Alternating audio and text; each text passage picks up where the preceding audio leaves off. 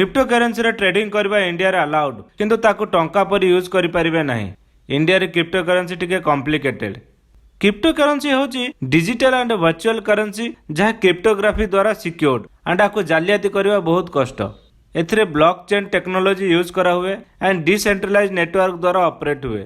आपको कौनसी central authority government के सेंट्रल बैंक इश्यू करे नहीं। 2018 ने reserve bank of India crypto currency रे ट्रांजैक्शंस को बैन कर देइतला। हेले 2020 रे सुप्रीम कोर्ट एही बैन ओवरटर्न कर देइतले। आ सेबेठारु क्रिप्टो गोटे ग्रे एरिया रे रहि जाइछि, नाही तो फुल्ली लीगल नाही बैन।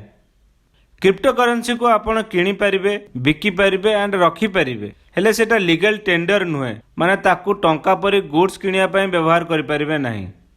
इंडिया रे कोनोसी कॉम्प्रिहेंसिव लॉ नाही एही प्राइवेट क्रिप्टो करेन्सी को रेगुलेट करिया पई। हेले इंडिया रे अप्रैल 2022 रु क्रिप्टो ट्रांजैक्शंस रो प्रॉफिट ऊपर 30% टैक्स एंड क्रिप्टो ट्रांसफर्स ऊपर 1% टीडीएस दबाकू पड़ुची। इंडिया रे क्लियर लॉ नाही सेति पे crypto users risk and problem face करूचंती, जेमति regulatory uncertainty, compliance gaps and scams. Indian government consider करूची एहा ऊपर गोटे बिल आनिया पई एही प्राइवेट क्रिप्टो करेन्सी को रेगुलेट किंबा रेस्ट्रिक्ट करिया पई एंड प्रमोट करि पारे सेंट्रल बैंक डिजिटल करेन्सी और डिजिटल रुपी।